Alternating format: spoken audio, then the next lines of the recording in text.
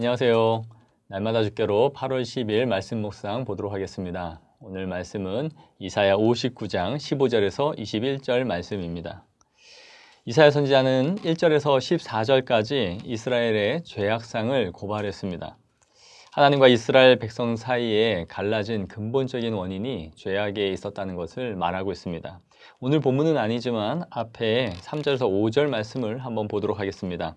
이는 너희 손이 피해 너희 손가락이 죄악에 더러워졌으며 너희 입술은 거짓을 말하며 너희 혀는 악독을 내밀어 공의대로 소송하는 자도 없고 진실하게 판결하는 자도 없으며 험한 것을 의뢰하며 거짓을 말하며 악행을 잉태하여 죄악을 낳으며 독사의 알을 품으며 거미줄을 짜나니 그 알을 먹는 자는 죽을 것이요 그 알이 밟힌즉 터져서 독사가 나올 것이니라.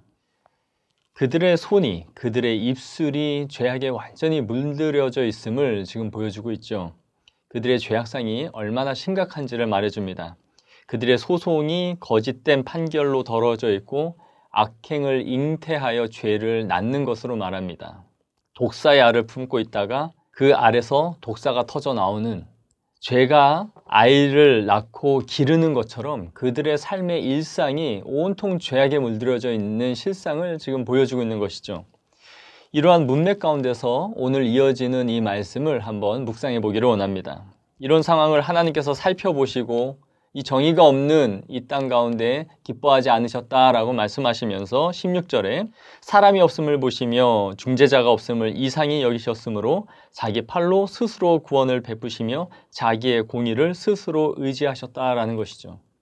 사람이 없음을 보시고 중재자가 없음을 이상히 여기셨다. 자, 본문에 이상히 여기셨다라고 되어 있는데 이 말씀은 원문대로 하면 깜짝 놀라다라는 말입니다. 즉, 이 세상 가운데 죄악이 가득하고 만연한 상황 속에서 눈을 들어 하나님의 정의와 패역한 세상을 중재할 사람이 있는가 하고 보셨는데 그러할 사람이 없는 것을 보시고 깜짝 놀라셨다라고 말씀하는 것이죠. 이러한 표현이 이사야 51장 8절에도 나옵니다. 내가 낳은 모든 아들 중에 너를 인도할 자가 없고 내가 양육한 모든 아들 중에 그 손으로 너를 이끌 자가 없도다. 자, 더 이상 이 타락하고 패역한 이 세상 가운데 그들을 구원할 중재자가 없음을 보시고 이제 하나님이 어떻게 하십니까? 직접 그분이 팔을 벗고 스스로 나서기 시작하는 것입니다. 16절에 자기 팔로 스스로 구원을 베푸시며 자기의 공의를 스스로 의지하사라고 말씀하시면서 이 일을 해결하시기 위해 직접 이 세상 안으로 뛰어드시는 일을 하나님이 하고 계신 것이죠. 내가 중보자를 세우기 위해 직접 나서야겠다라고 생각하신 것입니다. 그러면서 그분은 무장을 하기 시작합니다. 마치 전사가 되어 전투에 임하기 위하여 만반의 준비를 하듯이 이 세상 가운데 뛰어들기 위하여 준비를 하는 것이죠. 17절에 공의를 갑옷으로 삼으며 구원을 자기의 머리에 써서 투구로 삼으시며 보복을 속옷으로 삼으시며 열심을 입어 겉옷으로 삼으셨다라고 말씀합니다. 온통 무장을 하고 계신 것이죠. 그분의 갑옷은 우리가 사용하는 무기는 아닙니다. 공의의 갑옷이며 구원이 투구이며 보복이 속옷이다 라고 말씀하시는 것이죠. 이러한 것이 그분의 무기가 되어 이제 이 세상 안으로 전장으로 뛰어드시는 것입니다. 즉, 이 의의 전사가 되어 이 세상을 구원할 일을 그분이 수행하시는 것이죠. 18절에 그분이 어떤 일을 하시는지를 보여줍니다. 그들의 행위대로 갚으시고 원수에게 보복하시며 원수들에게 보응하시는 것입니다. 그리하여 1절에서 15절까지 하나님의 공의를 저버리고 손에 피를 묻히며 죄악을 행하기에 빠르며 독사의 알을 품듯 이 죄악을 향해 달려가는 그들을 모두 심판하실 것임을 말씀하시는 것이죠. 즉, 의의 전사로서 그분이 첫 번째로 수행하시는 일은 이 죄악들을 심판하시는 일입니다. 그리고 그분이 두 번째로 하시는 사역은 의의 전사가 되어 바로 의로운 하나님의 백성들을 구원하시는 것입니다. 20절에 말씀합니다. 구원자가 시온에 임할 것이다. 누구에게 임합니까?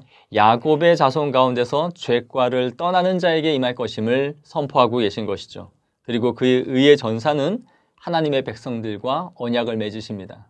그리고 그 언약은 그의 후손들에 이어지면서 대대로 끊어지지 않을 것임을 말씀하고 있는 것이죠. 내 영과 내 입에 둔 말씀에 의해 영원토록 그들에게서 떠나지 않을 것이다 라고 약속하시는 것입니다.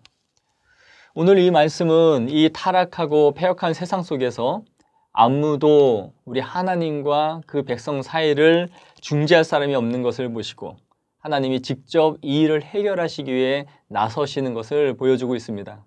그렇다면 이 중재자가 누구일까요?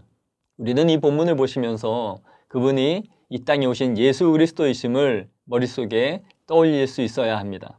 우리 예수 그리스도께서 죄악된 세상에 하나님과 우리 사이의 중보자가 되셔서 하나님과 우리 사이를 화목하게 하시기 위하여 이 땅에 오셨다라는 것을 이 구약 안에서 이미 보여주고 있는 것이죠. 그분은 의의 전사로서 이 세상을 심판하실 심판주시오, 또 우리를 구원하실 구원자이심을 잘 보여주고 있는 것입니다. 즉 그분의 의로운 의의 전사로서의 사역이 어떠한 것인지를 이미 이사야 선지자를 통하여 우리에게 보여주고 있는 말씀인 것이죠. 아버지께서 죄악된 이 세상을 긍휼히 여기사 아들을 보내주신 하나님의 사랑과 또 자기를 낮추사 우리 가운데 오신 예수님의 사랑을 감사하며 살아갈 수 있는 오늘 하루가 되어지기를 원합니다. 감사합니다.